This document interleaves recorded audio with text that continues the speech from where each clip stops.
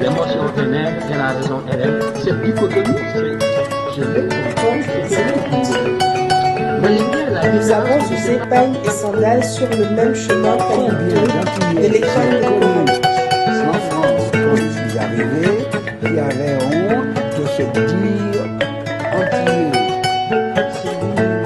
Vous savez, la place dominante qu'occupe la femme dans la société négro-africaine.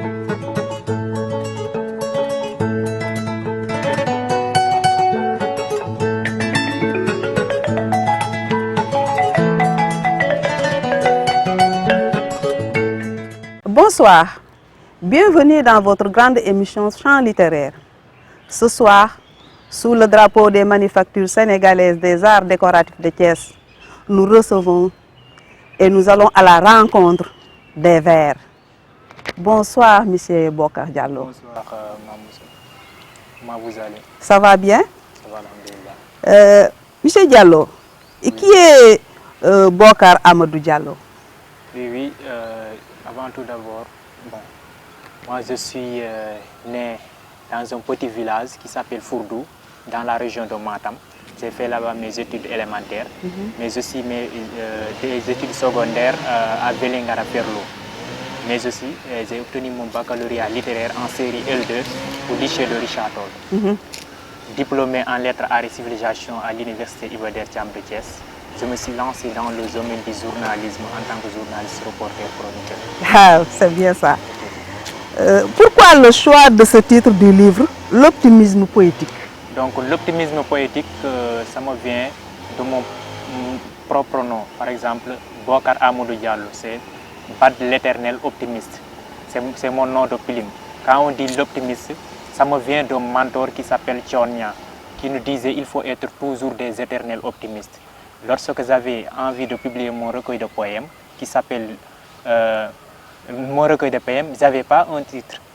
Mais au fur et à mesure que j'ai réfléchi sur le titrage, et je me suis dit que pourquoi pas mettre l'optimisme poétique. Parce que chaque poème, chaque vers que vous lisez dans le recueil, ça vous donne l'envie d'avoir la patience, la persévérance et le courage. D'accord. Quels sont les types de vers utilisés dans cet ouvrage? Bon, les vers sont libres parce que je n'ai pas encore respecté les règles de la versification. Vous savez que nous sommes dans le monde du XXIe siècle. Chaque poète est libre d'écrire comme il veut. Exactement. D'accord. Quelles sont les qualités d'un vrai poète? Bon, un poète doit être véridique, engagé, mais aussi être à la hauteur aussi. Parce que le métier du poète, c'est un métier noble, mais aussi difficile aussi. Donc quand tu es poète, tu dois être un leader d'abord. Qui dit leader? Un leader, c'est quelqu'un qui montre le chemin et qui suit le chemin. Donc un vrai poète doit être engagé. Quand le peuple est mécontent, vous aussi, vous devrez être mécontent. Mais le peuple ne peut pas être mécontent et vous êtes là à votre coin et être heureux. C'est impossible. Donc un poète, si je vous entends bien, doit être un dénonciateur. Exactement, je l'avais dit dans mes vers. D'accord. Si vous vérifiez l'ouvrage. D'accord. Voilà. Quel est le but d'un poète? La voix de l'écrivain à la page 7. D'accord. Voilà. Je ne l'ai pas lu. Je n'ai pas tout lu quand même. Voilà. Quel est le but d'un poète? Bon, le but d'un poète, c'est de satisfaire d'abord le peuple, c'est satisfaire la population. Parce que c'est dans vos vers qu'on va reconnaître la souffrance des individus. Parce que tout le monde n'est pas informé au même moment. Il y en a d'autres qui sont au diaspora, il y en a d'autres qui sont ici au Sénégal. Les gens qui sont en France, est-ce qu'ils connaissent déjà les réalités des Sénégalais? Mais en lisant nos œuvres, ils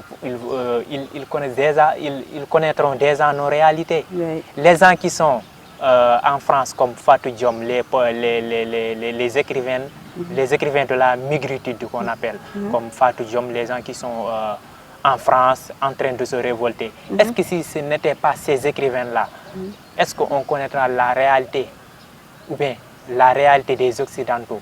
D'accord, c'est vrai. Impossible. Voilà. Mais c'est en lisant, c'est ça on a dit que lire, c'est voyager. Oui. Mais quand on voyage, on va découvrir d'autres horizons. D'accord. D'ailleurs, nos ouvrages partent partout où là où nous ne sommes pas. Exactement.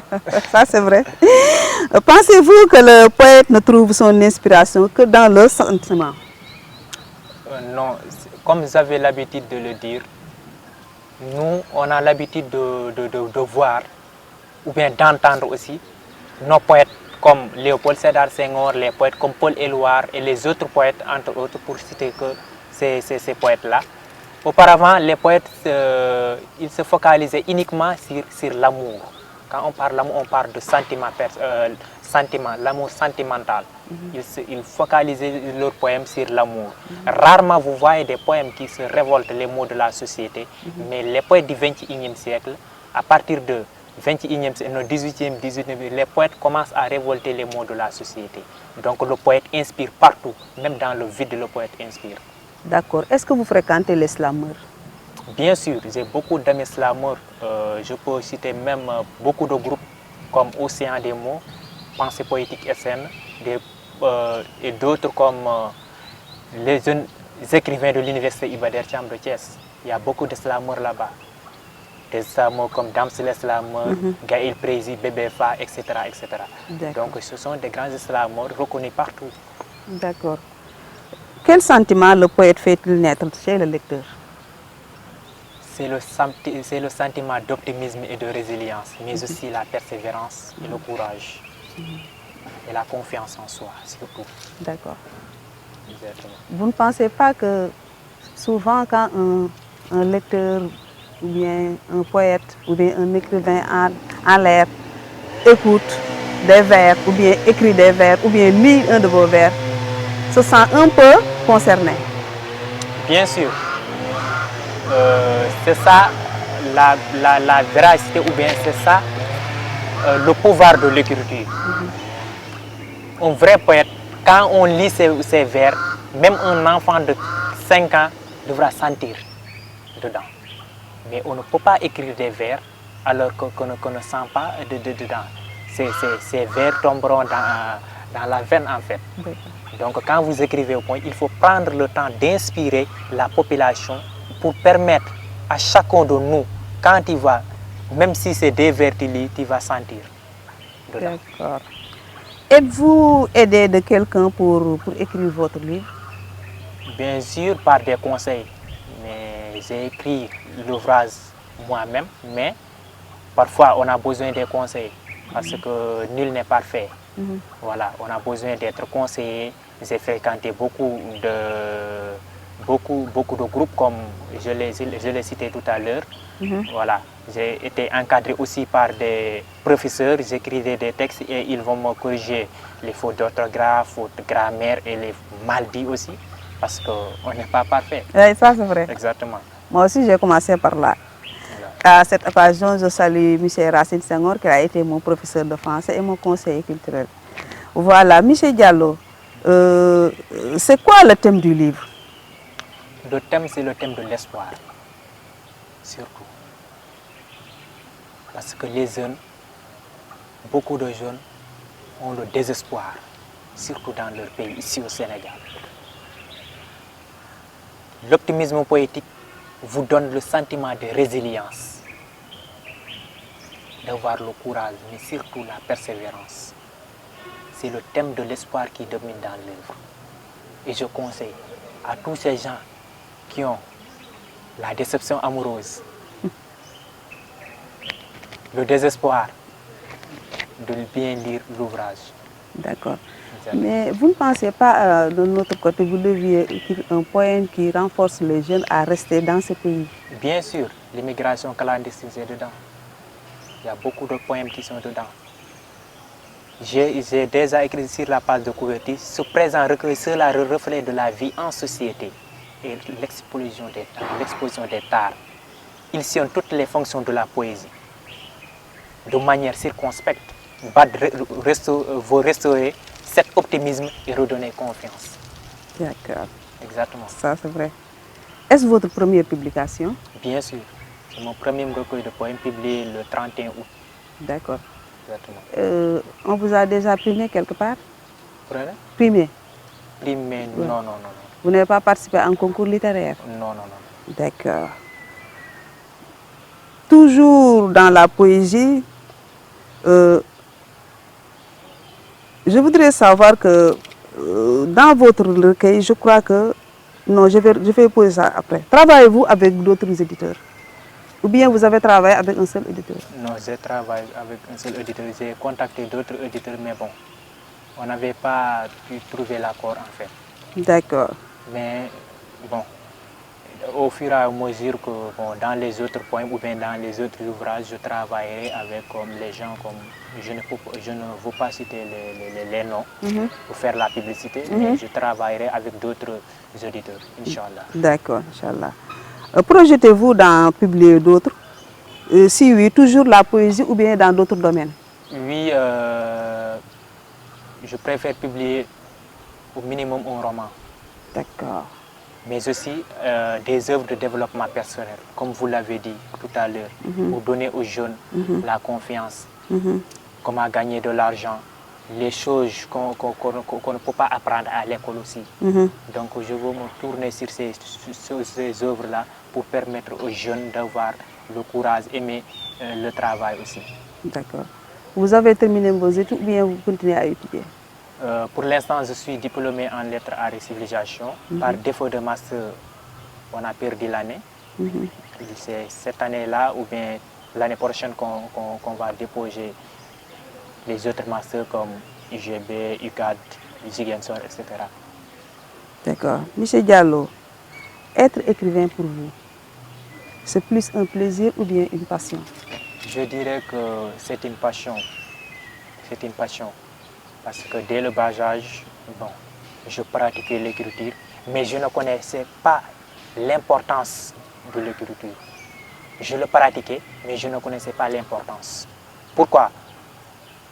Parce que quand j'étais à 6e, 5e, je publiais des écrits, mais je publiais ça dans les pages Facebook. Auparavant, il n'y avait pas de WhatsApp. Quand je publiais ça, les gens commentaient, ouais, et je laisse ça dans le vide. J'ai perdu les écrits. C'est au fur et à mesure que je publie mes textes et les gens ont tendance à me répéter à chaque jour que pourquoi pas aujourd'hui tu n'as pas publié un texte. Donc je me suis rendu compte que les gens sont intéressés par mes écrits. Mais un jour, un ami m'avait conseillé, il faut garder ses écrits. Mais c'est à la classe de terminale que j'ai commencé à garder mes écrits pour préparer mon recueil de poèmes. D'accord. J'avais envie de publier l'ouvrage avant la licence, avant d'obtenir la licence, mais là, je n'aurais pas le temps de faire la promotion de l'ouvrage. D'accord. C'est ce qui m'avait permis d'attendre jusqu'à la fin du premier cycle pour publier l'ouvrage, pour avoir le temps de faire la promotion, d'aller dans les médias et montrer ça aux populations ici au Sénégal et de même que la diaspora.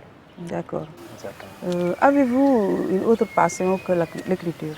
Bien sûr, la passion du journalisme, parce que je suis passionné par le journalisme en tant que journaliste reporter, mais aussi chroniqueur, de même que présentateur aussi. Voilà. Je travaille sur quelques boîtes, voilà, mais bon, par l'amour de l'écriture aussi, je me suis retourné dedans. D'accord. Monsieur Diallo, nous sommes à la phase lecture. Page 53, s'il vous plaît.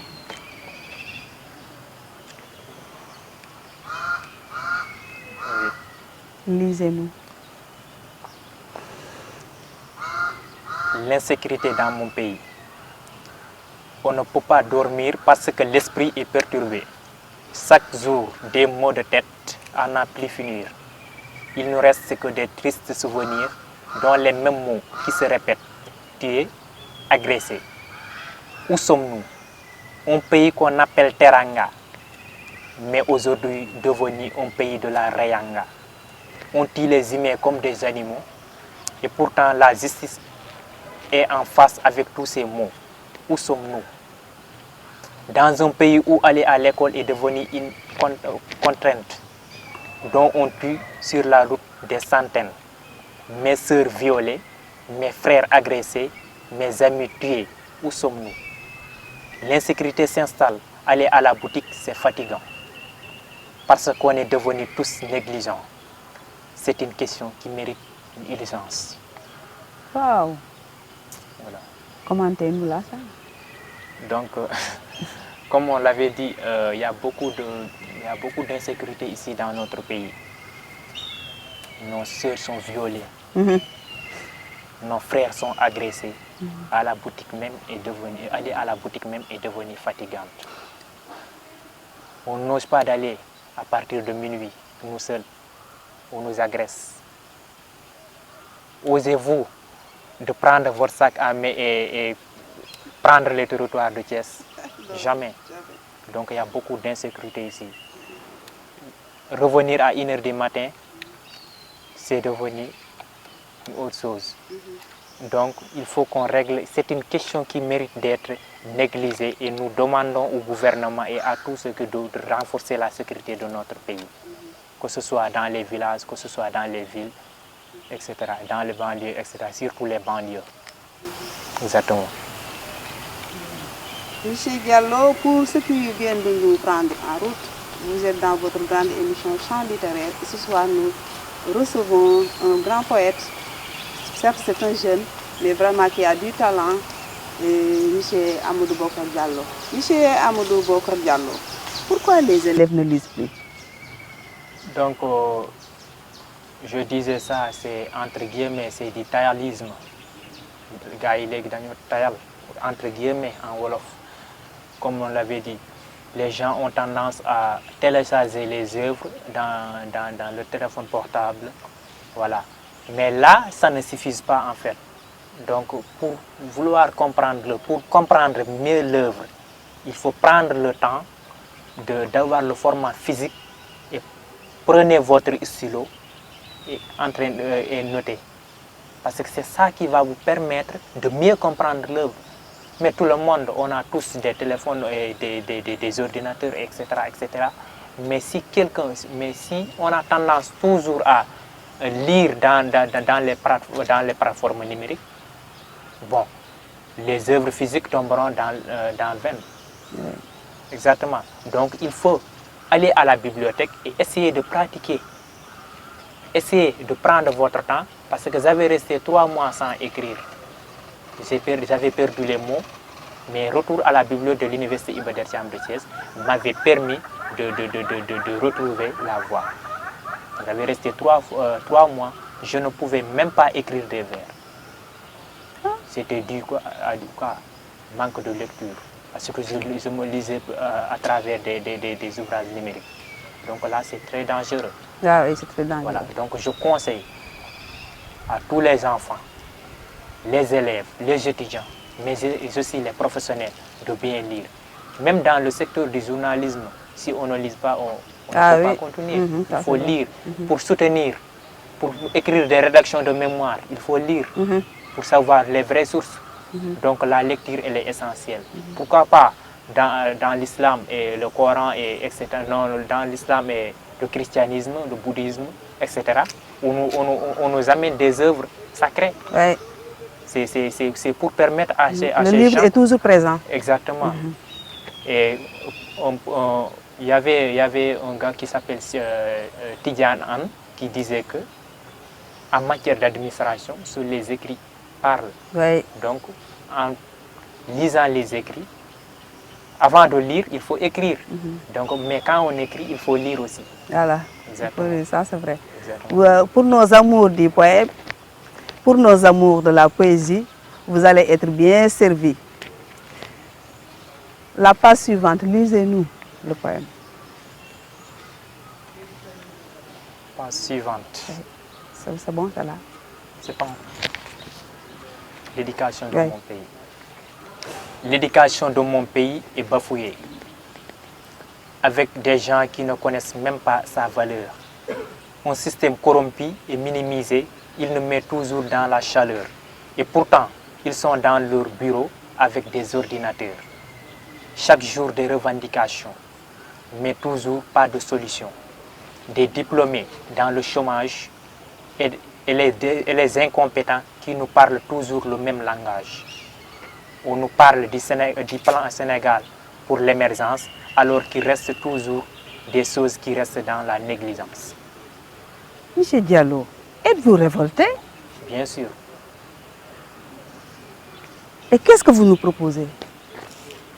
Il y a toujours des choses qui restent dans la négligence. Parce que je vous rappelle que je logeais au campus social de l'université Iba Der Thiam de Thiès.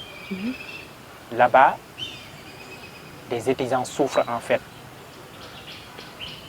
Être même diplômé est devenu fatigant ici au Sénégal. Doctorat, licence master, etc. Mais on a tendance à dire que ici au Sénégal, même si vous avez le doctorat, c'est le bras long, la négligence, etc., etc. Donc, il faut qu'on règle les choses, mettre les personnes qu'il faut à la place qu'il faut. Prioriser l'éducation. Pourquoi pas un enseignant avec un salaire de 80 000 francs, c'est inadmissible. Aller aux États-Unis, aller en France, les enseignants sont mieux payés. Est-ce que les enseignants ne reçoivent pas plus que ça maintenant? Non, non, par exemple, j'ai dit que par exemple, les enseignants devront être mieux payés que tous les corps. D'accord. Parce que pour être sous-préfet, il faut passer par l'enseignement. Pour être journaliste, on est formé par des enseignants. Mais si ces futurs enseignants-là, leur diplôme s'est négligé, donc c'est le chaos total. Oui.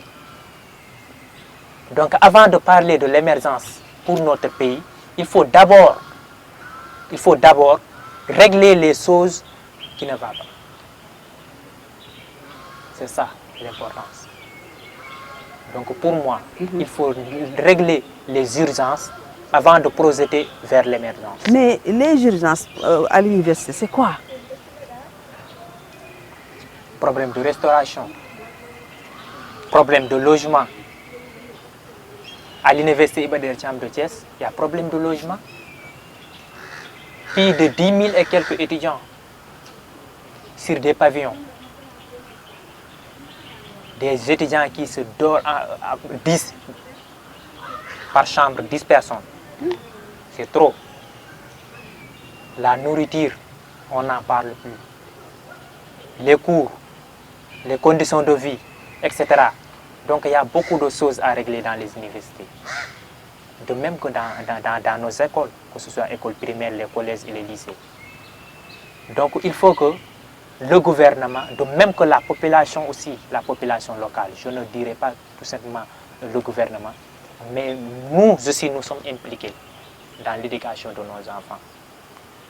C'est ça que je voulais vous éclaircir pour permettre aux populations d'entendre le cri de cœur. D'accord. À travers votre écrit, à travers votre ouvrage, êtes-vous le porte-parole des étudiants? Bien sûr. En tant qu'étudiant, jusqu'à présent même, je suis étudiant. Je suis le porte-parole des étudiants et chaque plateau, je revendiquais encore le problème des étudiants. Parce que j'étais étudiant et jusqu'à présent même, je suis étudiant. D'accord. Exactement. Vous avez déjà fait la dédicace de votre ouvrage? Bien sûr. D'accord. Je crois que ce jour-là, vous avez bien parlé.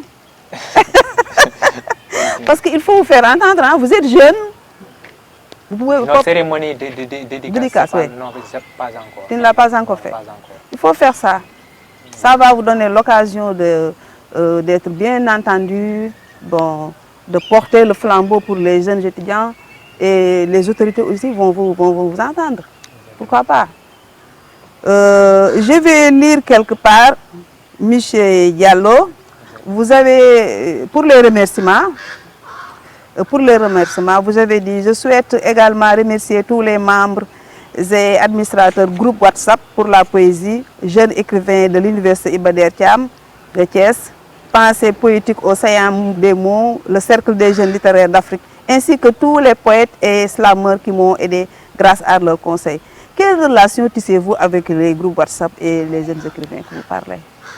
Exactement, parce que depuis 2021, on m'avait intégré dans les groupes comme le club, le cercle des jeunes littéraires d'Afrique. Voilà. Auparavant, c'était dirigé par Souleymane Morba, c'est un poète malien. Ce groupe-là regroupe l'ensemble des poètes africains. Que ce soit togolais, congolais, burkinabé. Donc là-bas, c'est l'Afrique en miniature, on dirait. Donc là-bas, quand on publie nos poèmes, on dirait que toute l'Afrique, ils vont lire votre poème. Et on faisait aussi des ateliers, des concours internes, etc. etc.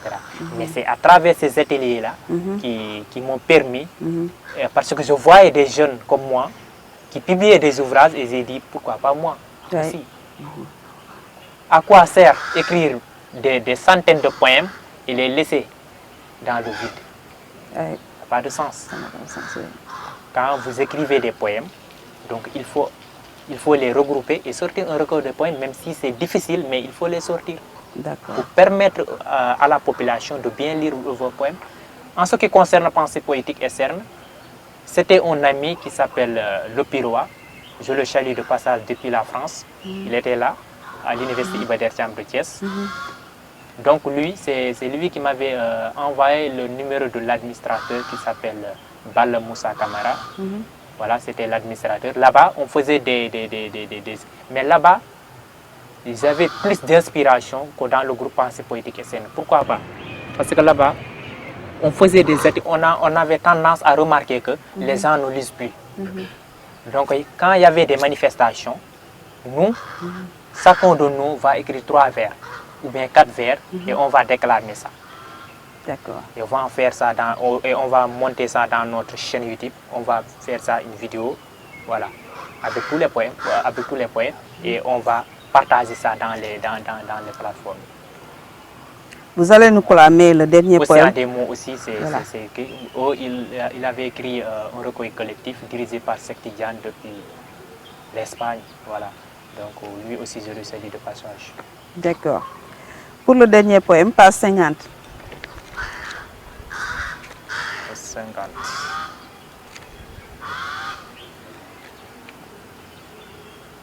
La station de l'avenir.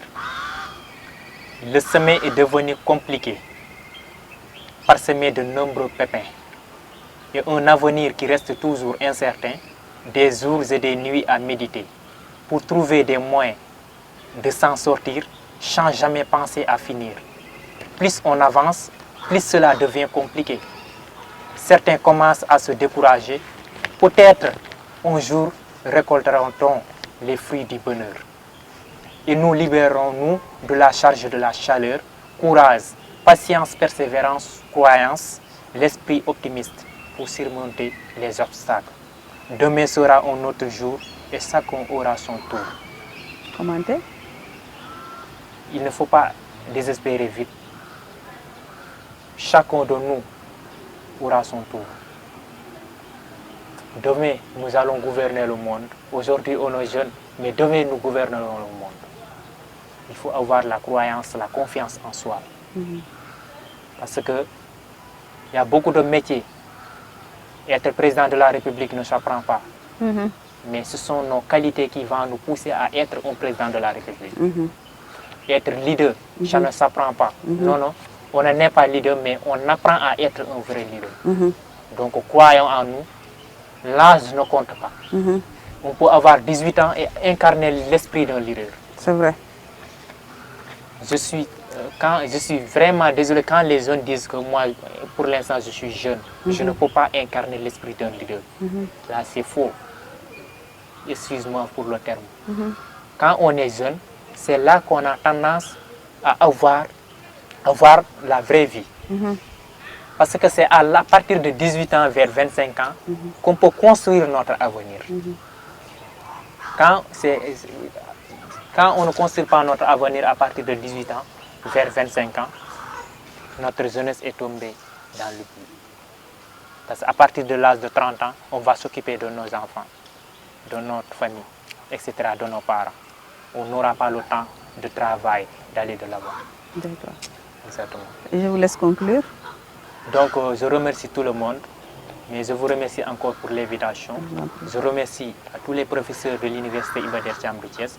Mais je salue ma famille ici à Thiès depuis Mbour 3, de Richard Toll en passant par Fourdou, notre village natal, et à Vélingara Ferlo. Je salue tout le monde dans le département de Ranérou Ferlo. Je salue tout le monde en fait, à tous les poètes islameurs. Voilà, donc je salue et je vous remercie vraiment de passage. C'est un plaisir d'être là, mais aussi, et j'espère aussi nous continuerons à se collaborer aussi, Inch'Allah. D'accord.